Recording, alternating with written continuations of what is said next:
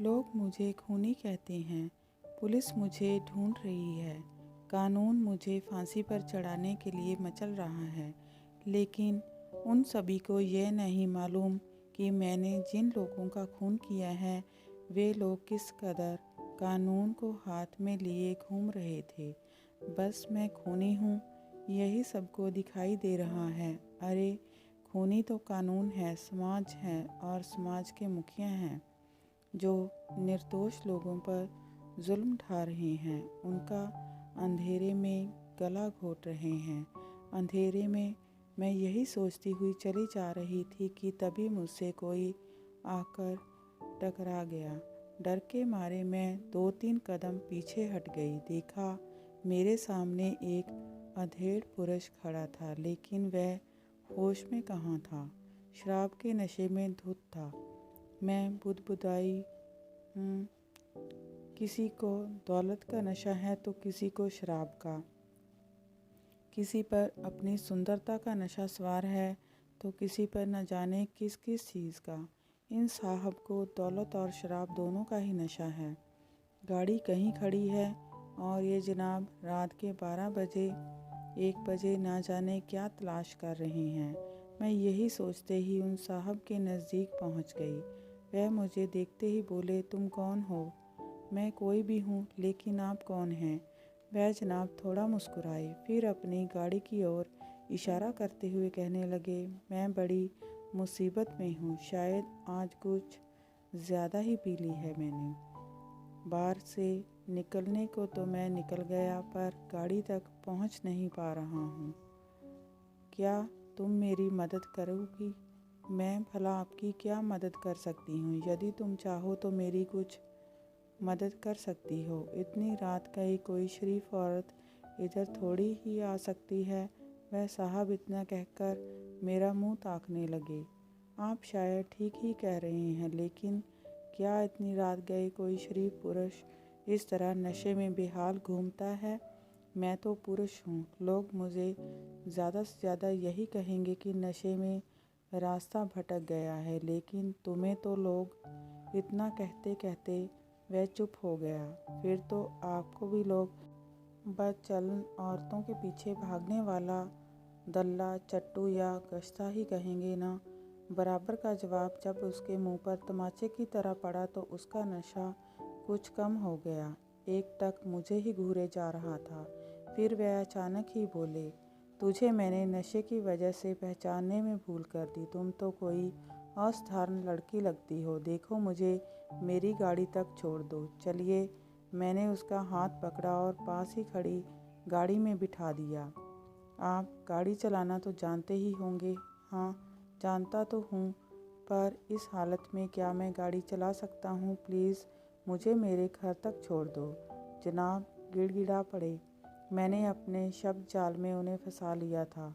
दूसरों को सम्मोहित करने की कला जिसे आ गई वह जीवन में जल्दी मार नहीं खाता है। मैं अपनी इस कला के बल पर ही अब तक जिंदा थी।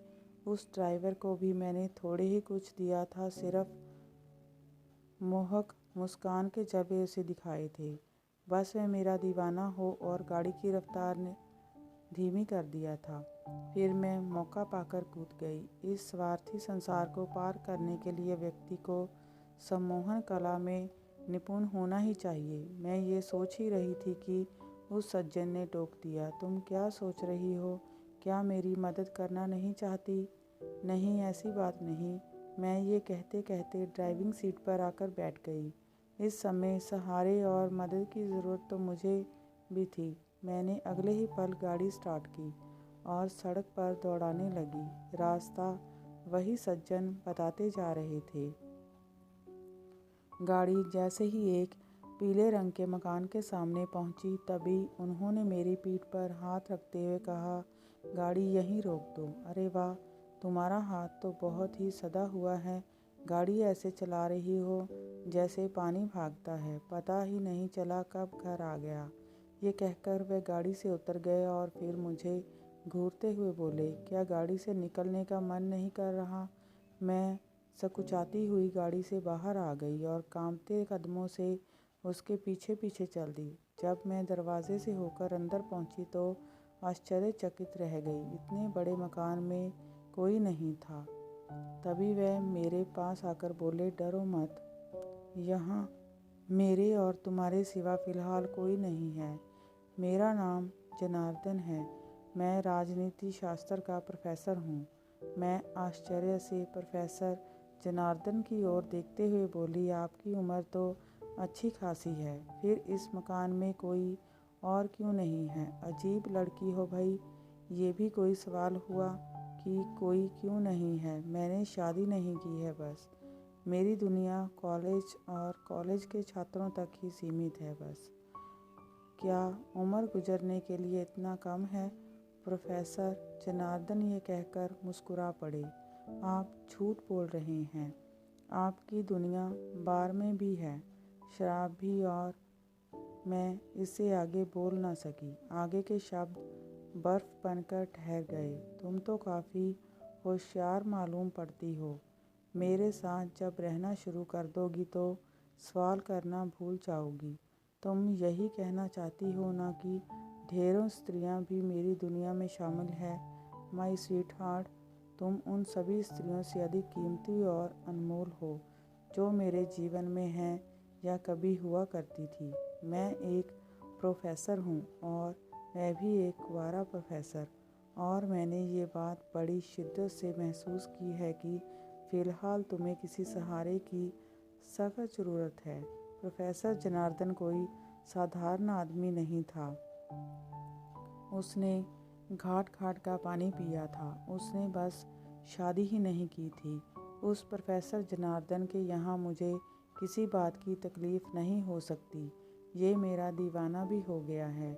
मेरी सेवा में कोई कमी नहीं रहने देगा। ऐसे साधन संपन्न पुरुषों को ही मैं अपने जालिम जवानी का मज़ा दे सकती हूँ। और मैं यही सोचते सोचते अन्यास ही बोल पड़ी, आपने ठीक ही अनुमान लगाया है। मैं इस शहर में बिल्कुल ही अकेली और नई हूँ। मेरा अपना कोई नहीं है। देखिए, मुझसे आप ये ना पूछिएगा कि मैं कौन हूँ, क्या करती हूँ और यहाँ तक कैसे आई हूँ। अरे नहीं, मैं सुंदरियों के ठिकाने के बारे में कोई सवाल नहीं करता, क्योंकि किसी की सगी नहीं होती। उनका अपना कोई ठिकाना भी नहीं होता। मैं तो स्वेच्छाधारी होती हैं। आज़ादी उनकी प्यारी चीज़ है और वे वहाँ नहीं टिकती जहाँ लक्ष्मी का निवास होता है। तुम उन्हीं सुंदरियों में से एक हो। ये मेरा सौभाग्य है कि तुम मुझे मिल गई हो। प्रोफेसर जनार्दन ये कहकर हंसने लगे। वह अब नशे में नहीं थे। फ्रिज का दरवाज़ा खोलकर उन्होंने आइसक्रीम के 2 कप निकाले और एक कप मेरी ओर बढ़ाते हुए बोले, तुम्हें आज इसी से संतोष करना पड़ेगा। हाँ, यदि तुम चाहो तो सेब खा सकती हो। खाने के नाम पर यही है। मैंने मुस्कुराते हुए कप हाथों में ले लिया। मैं सफ़र की थकी हुई हूँ, इसलिए आइसक्रीम ही काफ़ी है। यह कहकर मैं आइसक्रीम खाने लगी। प्रोफेसर जनार्दन चुप्पी तोड़ते हुए बोले, क्या तुम भी स्त्री पुरुषों के उन संबंधों को गलत मानती हो जो बगैर विवाह के ही बन जाते हैं? नहीं, ऐसे संबंधों में मैं स्त्री की सहमति को ज़्यादा महत्व देती हूँ। अगर स्त्री राजी है, उसे कोई एतराज़ नहीं है, तो पुरुष उसके साथ यौन संबंध बना सकता है।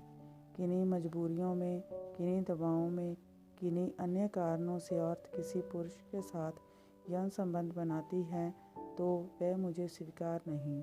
मैं उसे स्त्री के साथ बलात्कार की संज्ञा देती हूँ। मेरे ये कहते ही प्रोफेसर जनार्दन मुझसे काफ़ी प्रभावित हो गए और बोले, मैं तुम्हारे इन विचारों से काफ़ी प्रभावित हूँ, लेकिन तुम इन संबंधों में औरत की वकालत क्यों कर रही हो? क्या पुरुष की सहमति का कोई महत्व नहीं है? बलात्कार तो पुरुष के साथ औरत भी कर सकती है या करती है। मैंने माना कि वह सेक्स की मांग नहीं करती है, पर क्या वह इसके लिए इशारे नहीं करती है, उससे छेड़छाड़ नहीं करती है? प्रोफेसर के शब्दों में दृढ़ता थी। वह मेरे मुंह से यही कहलवाना चाहते थे कि औरत के इशारे ही पुरुष की ओर आकर्षित करते हैं या उनके साथ जोर ज़बरदस्ती करने के लिए उन्हें उकसाते हैं। लेकिन मैं बोली, ऐसे इशारे या छेड़छाड़ उन हालातों में होते हैं जब स्त्री की सहमति होती है या वह उस पुरुष को चाहने लगती है। वैवाहिक या अवैवाहिक संबंधों में यह कोई ज़रूरत नहीं कि स्त्री पुरुष एक दूसरे को चाहते ही हों। चाहत का या प्रेम एक अलग अलग चीज़ है और सेक्स एक अलग चीज़ है। जिससे विवाह हुआ है उससे शारीरिक संबंध प्रेम हो या ना हो बनाने ही पड़ते हैं। कहीं स्त्री पुरुष के साथ बलात्कार करती है तो कहीं स्त्री के साथ पुरुष बलात्कार करता है। ऐसा वैवाहिक अवैवाहिक दोनों ही संबंधों में होता है। मुझे स्त्री पुरुष के संबंधों के विषय में अच्छी जानकारी है। पुरुष ऐसे मामलों में ज़्यादा निष्ठुर, स्वार्थी और अवसरवादी होते हैं। प्रोफेसर जनार्दन मेरे पास आकर कहने लगे, इसका मतलब तुमने ढेर सारे पुरुषों के साथ बहुत करीब से परखा है। मैं कैसा लगा तुम्हें? आप भी मेरे जीवन में आए उन्हीं पुरुषों की तरह ही हैं।